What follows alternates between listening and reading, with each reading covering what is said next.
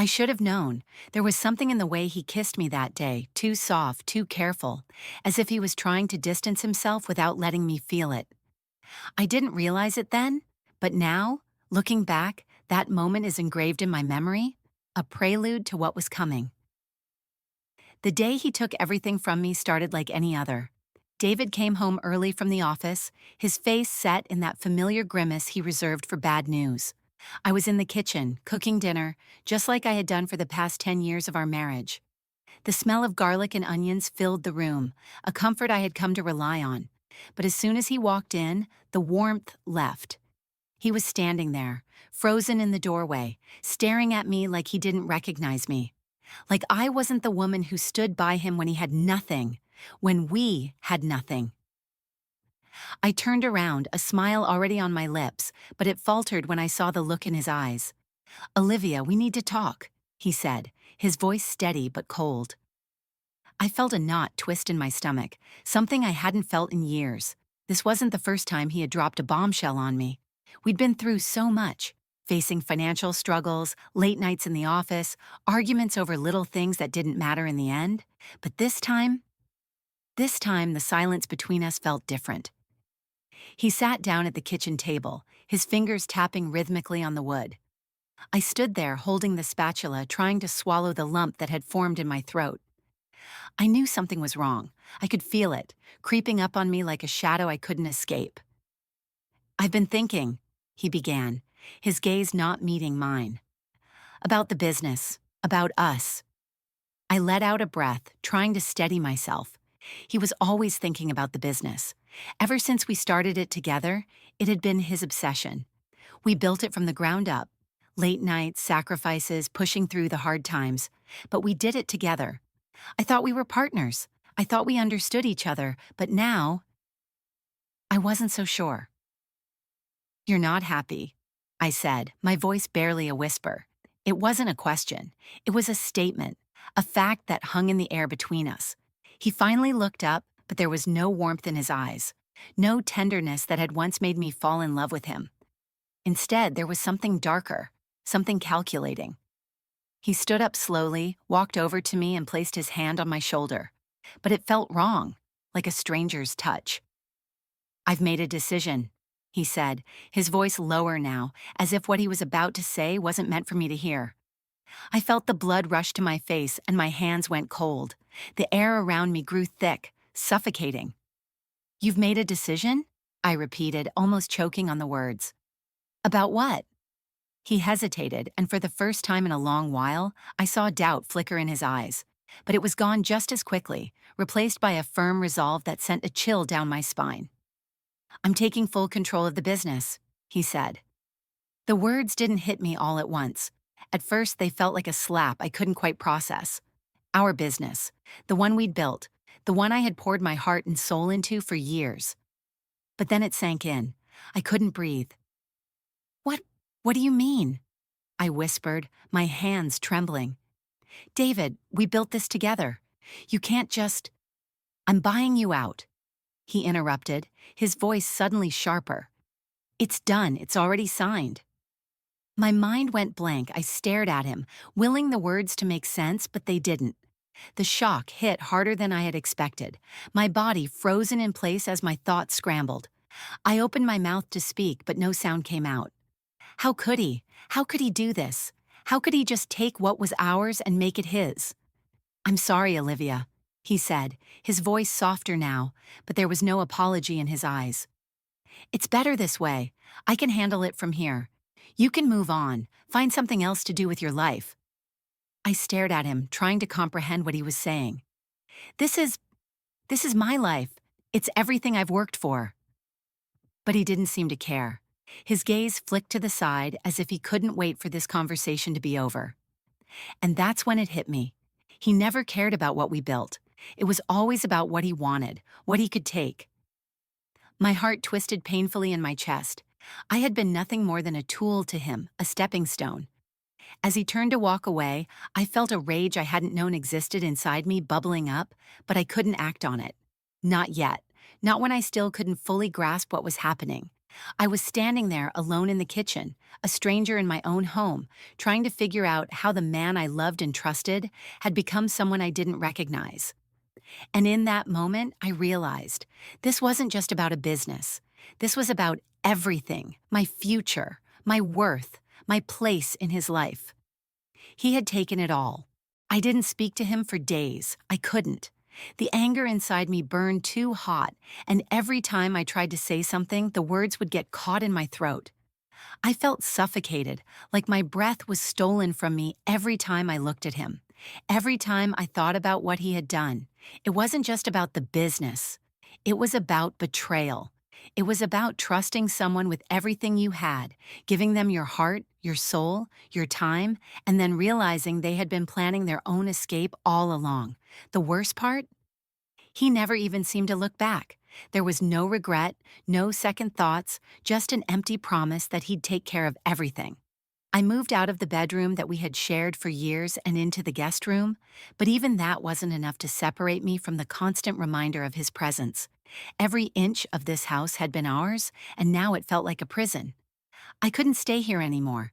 I couldn't sleep in the bed we'd built together, the bed where we once dreamt of a future. My whole life felt like it had been uprooted, turned upside down, and tossed away without a second thought. The days blurred together. I spent most of my time at my parents' house, avoiding my own thoughts and the wreckage David had left behind. The guilt I felt for letting him control so much of my life, for ignoring the warning signs, kept eating at me. I was lost, completely lost. But there was one thing that stood out more than the pain, one thing that lingered in my mind like a whisper in the dark.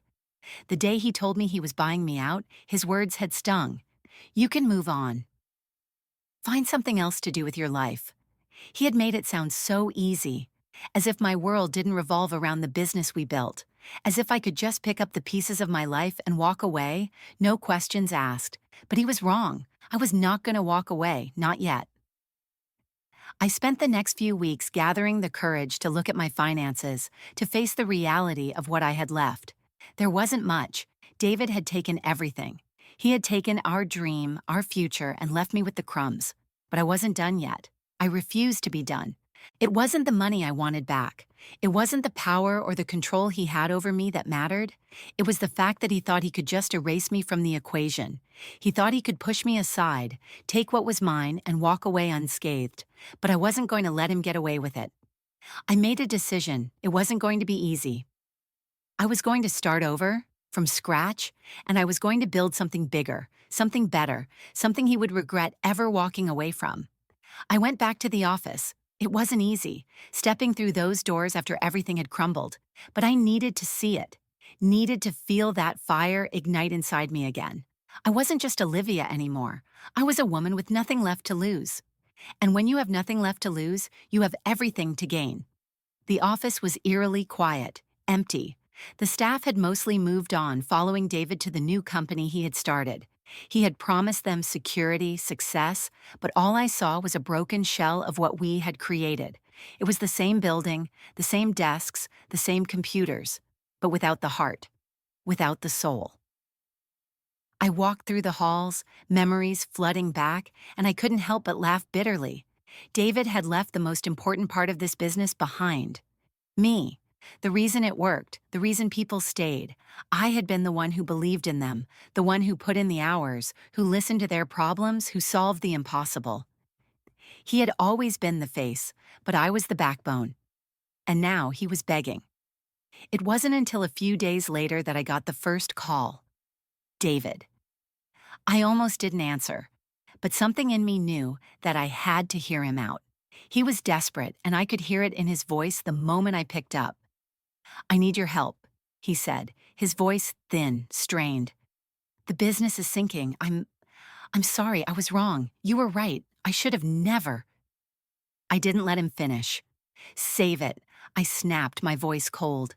"You made your bed, David. Now you get to lie in it." But then he said something that made me stop. "Olivia, I need you. I'm out of options. I'll do whatever it takes. I'm begging you. Let's work together again. We can fix this." A wave of fury surged through me. He wanted me to save him? After everything he had done? After everything he had taken from me? He had no idea what he was asking, but as the rage burned inside me, a small voice in the back of my mind whispered, "What if you could use this? What if you could turn this into something bigger than he ever imagined?" The idea took root before I could fully comprehend it, and in that moment, I realized something. This wasn't about revenge anymore. This was about something much bigger. It was about proving to myself, to everyone, that I could build something of my own, something better. I didn't need him, not anymore. So I took a breath, and before I could stop myself, I spoke the words that would change everything. "You want a deal, David? Fine, but it's on my terms. You're going to regret asking me for this. You think you can control me, but you've underestimated me." And just like that, the tables had turned. I hung up the phone, my hand still gripping the receiver as if I could hold on to the power I'd just seized. My heart was racing, but this time, it wasn't with fear. It was with something else, something more dangerous. This was my chance to rewrite the story. My story. And David, with all his arrogance, had just given me the plot. I knew he'd come crawling, I knew he'd beg, and deep down, I had expected it. What I didn't expect was how quickly it would all fall into place. He thought he could walk away from me, but the truth was, I had been his backbone. I had been the reason he succeeded, and now with everything he had done to me, I was going to remind him of that, in a way he'd never forget. 2 days later, I met him in a small, upscale cafe in the city, the kind of place where the walls whispered secrets and the chairs felt too plush to sit in for too long. The waiter led me to a corner booth where David was already sitting, looking every bit the part of a man who had once been on top of the world. But as soon as I sat down across from him, I saw it. The slump of his shoulders, the exhaustion in his eyes. It wasn't just the business failing, it was his pride. He'd lost the one thing that mattered to him most: control. And now here he was, desperately trying to claw it back. "Olivia," he said, his voice too quiet for someone who once commanded a room. "I'm sorry, I made a mistake. I should never have—" I cut him off before he could finish. "I don't want your apology, David," I said, my voice steady, unwavering. "I want results." His eyes widened, and for a brief moment, I saw something akin to fear flicker across his face. It felt good. It felt like justice. He straightened up slightly, his hands now gripping the edge of the table.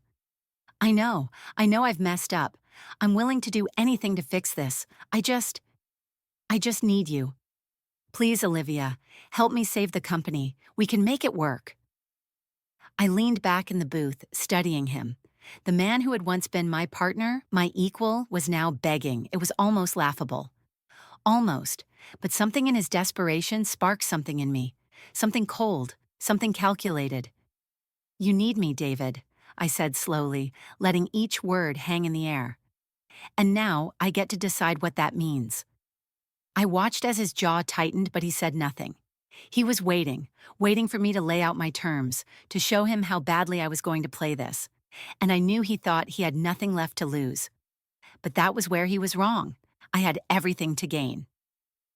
"Here's the deal," I continued, watching his every move. "You want me to come back? Fine, but you're going to work for me.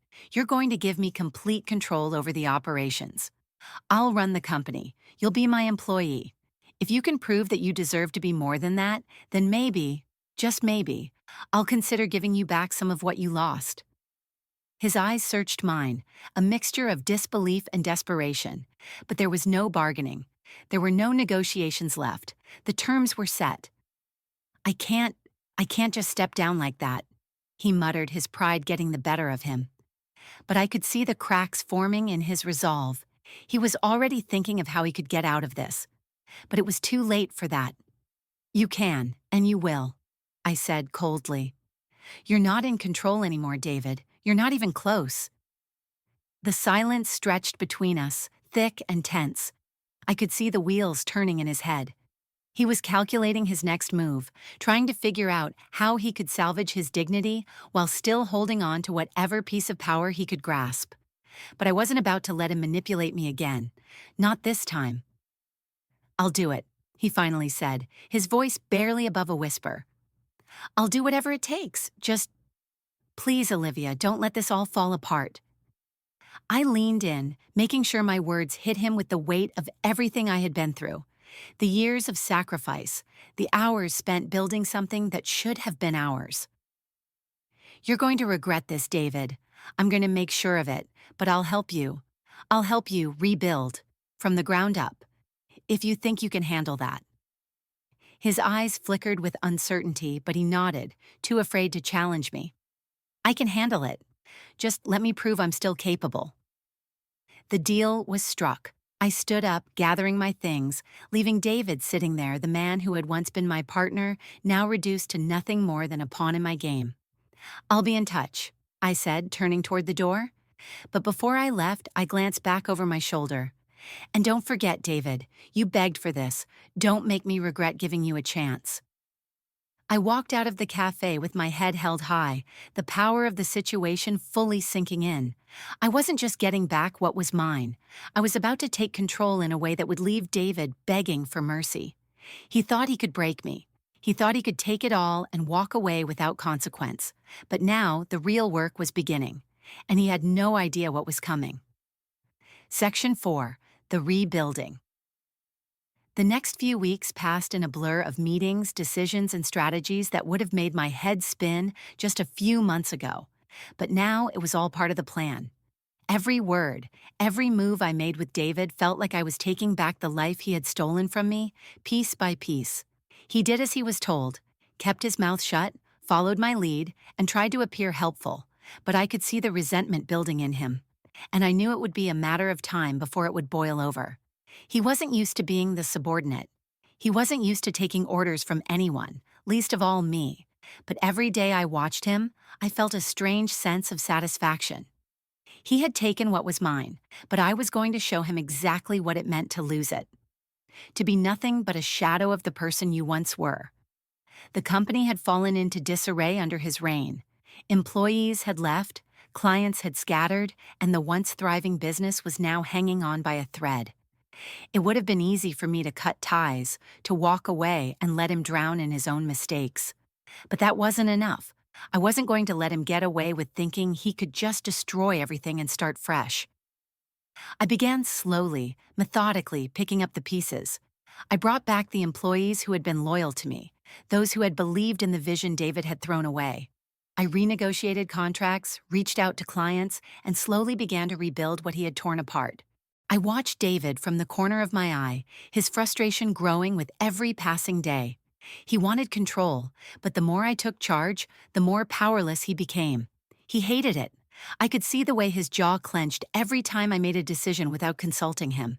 He was angry, bitter, and desperate. But none of that mattered. What mattered was the way I held the reins now. I wasn't the woman who had stood by him while he manipulated me, kept me in the shadows of his success. I wasn't the woman who had let him take everything from her and then quietly fade into the background. That woman was gone. In her place stood someone stronger, someone who had learned the harsh lessons of betrayal and had used them to her advantage. But as the business slowly began to grow again, something else happened, something I hadn't expected.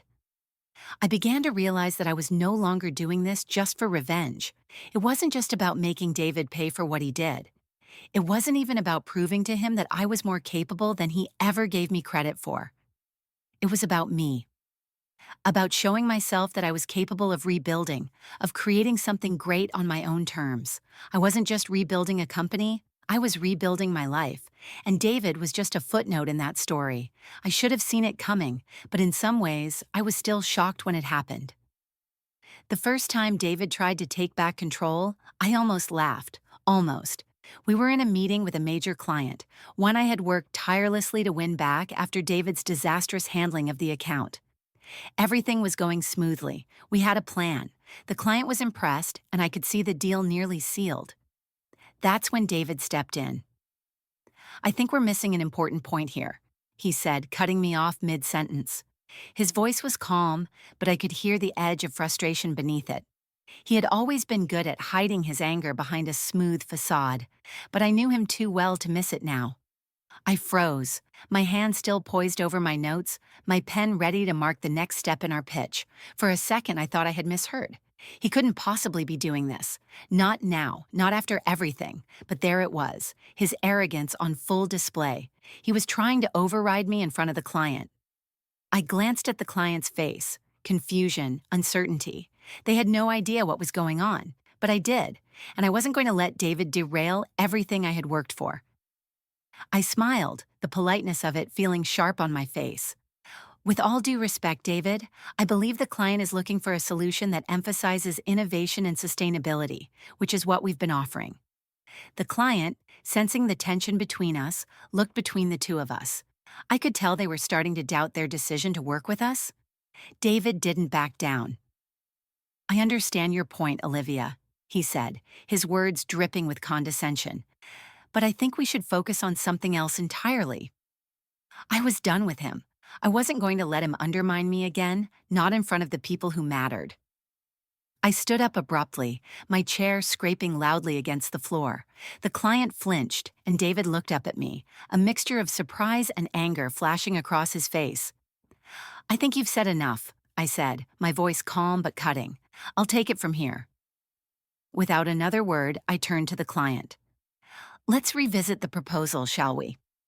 I continued, sliding the papers back onto the table in front of them. I could feel David's eyes boring into the back of my head, but I didn't care. This was my show now. As the meeting continued, I could feel the tension between David and me growing, pulsing like a low hum. Every time I looked at him, I saw the anger in his eyes. He wanted to fight. He wanted to make a scene, but I wasn't going to give him the satisfaction. By the end of the meeting, the client was on board. We had secured the deal, but as soon as they left, the silence between David and me was suffocating. "What the hell was that?" he finally demanded, his voice low and furious. I turned to face him, standing tall. "That was me taking control, David. That was me showing you that I'm not your employee. I never was." His face contorted with rage. "You think you can just push me out like this? You think you can take everything I built and make it yours?" I stepped closer to him, not backing down for a second. "You think I can't? You think I haven't already?" The look on his face was a mixture of disbelief and fury. He opened his mouth, but no words came out. He didn't know how to respond, not when I had already taken everything he had. "Go ahead, David. Keep trying to take control. But remember this. You don't own me. Not anymore. Not ever again." I left the office that day with the weight of David's broken pride behind me, but there was no satisfaction in it. This wasn't about winning. This wasn't about proving I was better than him. It was about showing myself that I was stronger than the woman who had once begged for his approval, the woman who had let him take everything, and now he had nothing. It had been weeks since the incident with David. Every day he tried to regain some semblance of control, but I could see the frustration building within him. His attempts to undermine me were becoming more obvious, but he was no longer the threat he once was. He was out of his depth, and he knew it. And deep down, I think he hated me for it. The day everything finally came to a head was one of those days when the tension in the office was almost unbearable. David had taken it too far this time. He'd been trying to siphon away a key client, one I'd worked hard to rebuild a relationship with, without consulting me, without so much as a conversation. I found out when I got an email from the client telling me that David had promised them a deal on terms that weren't just unrealistic, but would have crippled our ability to keep our business afloat. When I confronted him in his office, I could feel the storm brewing.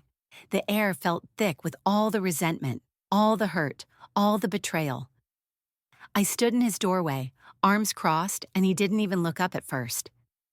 "David," I said, my voice low but firm, "you've crossed a line." He glanced up at me, a smirk forming on his lips.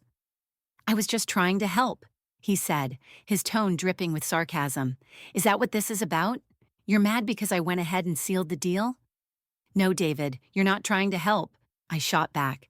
"You're sabotaging everything. You're trying to steal clients and destroy everything I've built." Again. His eyes flashed with anger.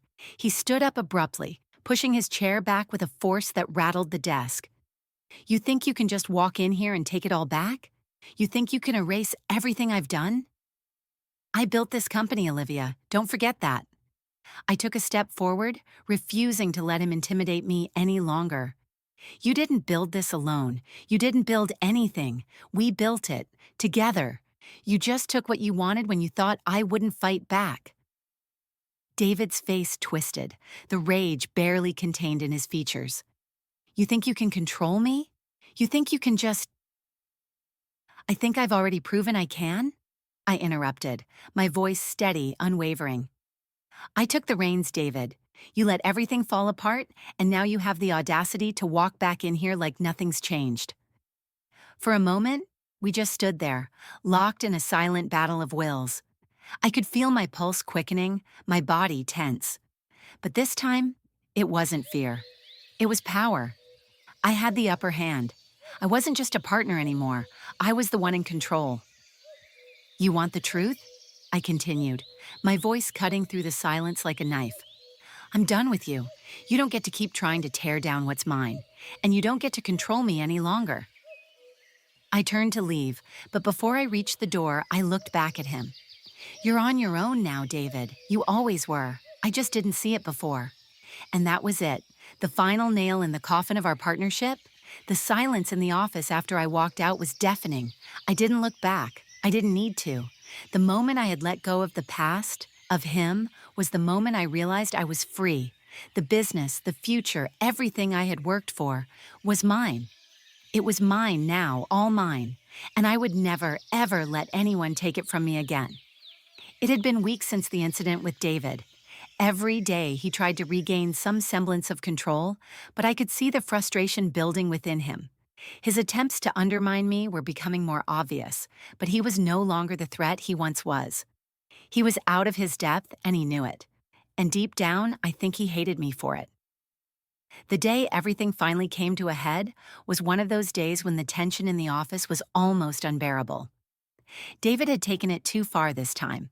He'd been trying to siphon away a key client, one I'd worked hard to rebuild a relationship with, without consulting me, without so much as a conversation. I found out when I got an email from the client telling me that David had promised them a deal on terms that weren't just unrealistic, but would have crippled our ability to keep our business afloat. When I confronted him in his office, I could feel the storm brewing. The air felt thick with all the resentment, all the hurt, all the betrayal. I stood in his doorway, arms crossed, and he didn't even look up at first. David, I said, my voice low but firm, you've crossed a line. He glanced up at me, a smirk forming on his lips. I was just trying to help, he said, his tone dripping with sarcasm. Is that what this is about? You're mad because I went ahead and sealed the deal? No, David, you're not trying to help, I shot back. You're sabotaging everything. You're trying to steal clients and destroy everything I've built, again. His eyes flashed with anger. He stood up abruptly, pushing his chair back with a force that rattled the desk. You think you can just walk in here and take it all back? You think you can erase everything I've done? I built this company, Olivia. Don't forget that. I took a step forward, refusing to let him intimidate me any longer. You didn't build this alone. You didn't build anything. We built it, together. You just took what you wanted when you thought I wouldn't fight back. David's face twisted, the rage barely contained in his features. You think you can control me? You think you can just— I think I've already proven I can. I interrupted, my voice steady, unwavering. I took the reins, David. You let everything fall apart, and now you have the audacity to walk back in here like nothing's changed. For a moment we just stood there, locked in a silent battle of wills. I could feel my pulse quickening, my body tense, but this time it wasn't fear, it was power. I had the upper hand. I wasn't just a partner anymore, I was the one in control. You want the truth? I continued, my voice cutting through the silence like a knife. I'm done with you. You don't get to keep trying to tear down what's mine, and you don't get to control me any longer. I turned to leave, but before I reached the door, I looked back at him. You're on your own now, David. You always were. I just didn't see it before. And that was it. The final nail in the coffin of our partnership. The silence in the office after I walked out was deafening.